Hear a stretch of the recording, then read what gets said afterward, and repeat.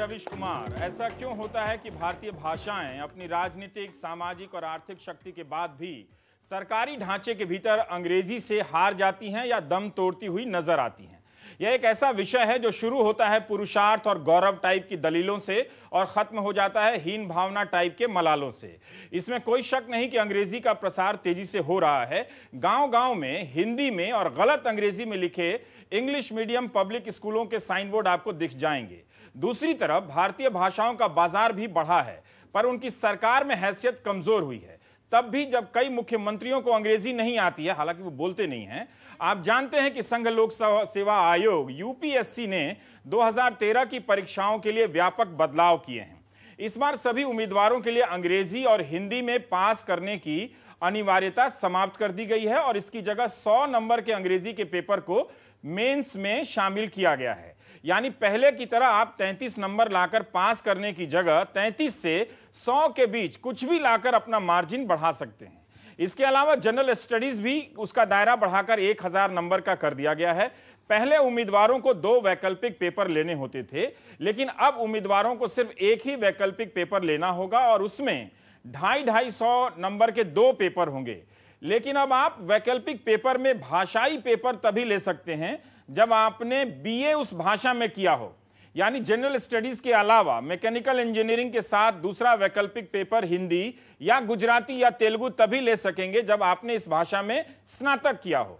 मान लीजिए मध्य प्रदेश का एक इंजीनियर है जो मैकेनिकल इंजीनियरिंग का पेपर लेता है, लेकिन हिंदी भाषी होने के कारण दूसरा पेपर हिंदी का लेना चाहता है।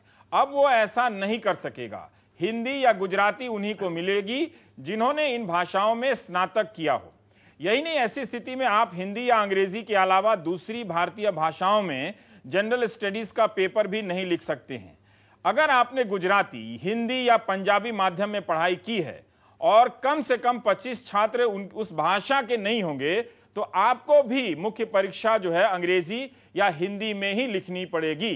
यही नहीं, अब प्रश्न पत्र आपको हिंदी या अंग्रेजी में ही मिलेंगे दोनों। अगर आपने मराठी में स्नातक किया है तो भी आपको पेपर अंग्रेजी या हिंदी में ही मिलेगा। जवाब आप मराठी में दे सकते हैं। क्या यह कदम भारतीय भाषाओं के छात्रों को किनारे करने के लिए उठाया गया है? इसका विरोध हिंदी और तमिलनाडु ही नहीं, महाराष्ट्र, गुजरात और पंजाब में भी हो रहा है। यह मामला हिंदी बनाम अंग्रेजी का नहीं है, अंग्रेजी बनाम भारतीय भाषाओं का लगता है। हिंदी वाले थोड़े ज्यादा चैंपियन है भाषा की बातों में, इसलिए उन्होंने हिंदी बनाम अंग्रेजी का बना दिया। लेकिन क्या यही एक सही तस्वीर है या फिर इसके पीछे अन्य विषयों के बीच संतुलन बनाने की कोई योजना नजर आती है? हम इसकी बारीकियों पर बात करेंगे। आज हम लोग में हमारे साथ TSR सुब्रमण्यम साहब हैं, पूर्व कैबिनेट सचिव, योगेंद्र नारायण जी हैं, वरिष्ठ IAS ऑफिसर हैं और पूर्व सेक्रेटरी जनरल राज्यसभा। आप लोगों ने अपनी पूरी जिंदगी इस सेवा में गुजारी और रिटायर हुए हैं। चंद्रभान प्रसाद हैं, आपने दलित ऑथर हैं, मेंटर हैं डिक्की के और अंग्रेजी की अपनी तरह से वकालत करते हैं। आप हमारे तरफ से कुछ IAS का इम्तहान देने वाले छात्र भी हैं और दर्शकों में भी हैं। और हम बातचीत अपना थोड़ा शुरू करना चाहते हैं आपसे पहले योगेंद्र जी आप ही से कि क्यों, मतलब कुछ इसका सोचा क्यों गया? मतलब अगर आप बहुत सारे लोग स्वाभाविक रूप से, कई गुजराती छात्रों से मैं बात कर रहा था, उन्होंने कहा कि हम ज़रूर अंग्रेज़ी के मीडियम में पढ़ के MBBS बन जाते हैं या डॉक्टर बन जाते हैं, लेकिन उतना विश्वास नहीं होता है तो हम एक अपने विषय का, अपनी भाषा संस्कृति का पर्चा ले लेते हैं, गुजराती साहित्य का। अब ऐसे छात्रों के लिए तो दरवाजे बंद हो गए ना। देखिए, हर एक सर्विस की मांग अलग होती है और समय समय पर मांग और जो क्वालिटीज़ चाहिए एक अधिकारी में वो बदलती रहती हैं। आजकल इस ग्लोबलाइजेशन के युग में ये बहुत आवश्यक हो गया है कि अंग्रेज़ी में आपको एक एफिशिएंसी रहे उसके उपयोग के लिए। जो आपने कहा कि इतना परिवर्तन हो गया है वो सही नहीं है, क्योंकि सिर्फ परिवर्तन 3 चीज़ों में हुआ है।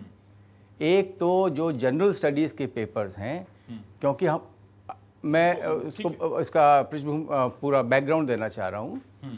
4 जो जनरल स्टडीज़ के पेपर्स किए गए हैं वो एक लेवल प्लेइंग फील्ड बनाने के लिए किए गए हैं। पहले आपके सभी विषयों के बीच बराबर करने के लिए या सभी भाषाओं के बीच बराबर नहीं, भाषाओं में कुछ बदली नहीं हुई है। जैसे आप पहले भाषा का उपयोग करते थे इम्तहान देने में, वैसे ही है।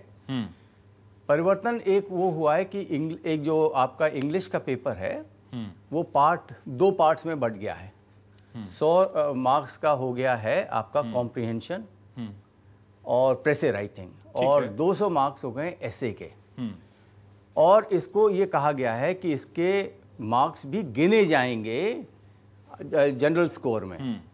पहले ये था कि अंग्रेजी को पास करना आवश्यक था, एक मिनिमम लेवल स्टैंडर्ड। हाँ। और कई वर्षों में ऐसा भी हुआ है कि 9% स्टूडेंट्स उस मिनिमम तक नहीं कर पाए और वो फेल कर गए। उन्होंने जो भी पेपर्स दिए, इलाहाबाद के छात्र कह रहे थे कि हम प्रीलिम्स में काफी compete कर जाते हैं, लेकिन बहुतों को येलो कार्ड आ जाता है। पर अब ये हो गया है कि नहीं, हम आपको डिस्क्वालीफाई नहीं करेंगे, हम आपके मार्क्स गिनेंगे, तो आप अपने पूरे पेपर्स दीजिए। अच्छा, अब उसमें फेल नहीं होगा ना, फेल नहीं होगा, 20 भी आएगा तो जुड़ जाए। तो एक तरह से ये अच्छा है। अच्छा है, ठीक है।